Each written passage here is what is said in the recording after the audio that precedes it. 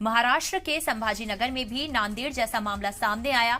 24 घंटे में 14 लोगों की मौत हो गई। 2 बच्चे इसमें शामिल हैं। दवा की कमी को मौत की वजह बताया जा रहा है। अस्पताल में सिर्फ 15 दिनों की दवाई सप्लाई बची है। इंतजामिया नांदेड़ के अस्पताल में भी 31 मरीजों की मौत हुई थी। आपको बता दें कि देखिए, महाराष्ट्र में अभी एक मामला शांत नहीं हुआ था, तो वहीं देखिए दूसरा मामला सामने आ गया जहां पर मरीजों की मौत हो गई। आपको बता दें कि यहां पर दवा का ना होना मौत की वजह माना जा रहा है और ये पूरा मामला महाराष्ट्र के संभाजीनगर का है, जहां पर 24 घंटे में 14 लोगों की मौत हो गई। इसमें 2 बच्चे भी शामिल हैं और दवा की कमी मौत का कारण माना जा रहा है। तो अस्पताल में सिर्फ 15 दिनों की अगर दवाई बचती है और सप्लाई नहीं बचती, तो इंतजामिया के ऊपर सवाल उठना लाजमी हो जाता है कि आप क्या कर रहे हैं। अस्पताल पर भी सवाल उठते हैं कि जब दवा की कमी थी तो दोबारा दवा क्यों नहीं मंगाई गई, अलॉट क्यों नहीं करवाई गई।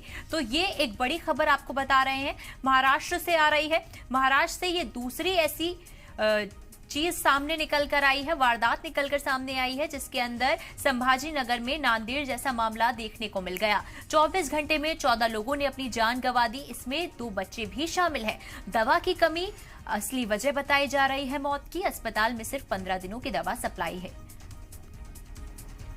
तो देखिए, आपको बता दें कि जिस तरीके से नांदेड़ में ये देखने को मिला था और जिस तरीके से सवाल भी उठाए जा रहे थे इस मामले को लेकर कि दवा और इलाज की कमी रही, ह्यूमन रिसोर्सेज की कमी रही, दवाइयों की कमी रही, सही मेडिकल फैकल्टी लोगों को नहीं मिल पाई। इसके बाद अस्पताल ने इस बात को सिरे से खारिज कर दिया था कि दवा की कोई कमी नहीं है, दवा का पूरा स्टॉक है। पर अब दोबारा ऐसा कोई मामला अगर 2 ही दिनों में महज देखने को मिल जाए तो ये सवालिया निशान खड़े हो जाते हैं। महाराष्ट्र के संभाजीनगर में भी नांदेड़ जैसा मामला देखने को मिला। 24 घंटे में 14 लोगों की जान चली जाती है। 2 बच्चे इसमें शामिल होते हैं। दवा की कमी इसका अहम कारण बताई जा रही है। अस्पताल में सिर्फ 15 दिनों की दवाई सप्लाई बची है और किस मुंह और क्या आंखें मूंद कर इंतजामिया बैठा है। नांदेड़ के अस्पताल में 31 मरीजों की मौत हो जाती है, कोई जवाबदेही नहीं होती। हालांकि देखिए, आपको बता दें कि स्टेटस रिपोर्ट जो है वो सरकार ने फाइल करने को बोला है। अलग से गठन किया गया कमेटी का और बताया गया, पूछा गया, सवाल पूछे गए कि आखिर ऐसा क्यों हुआ,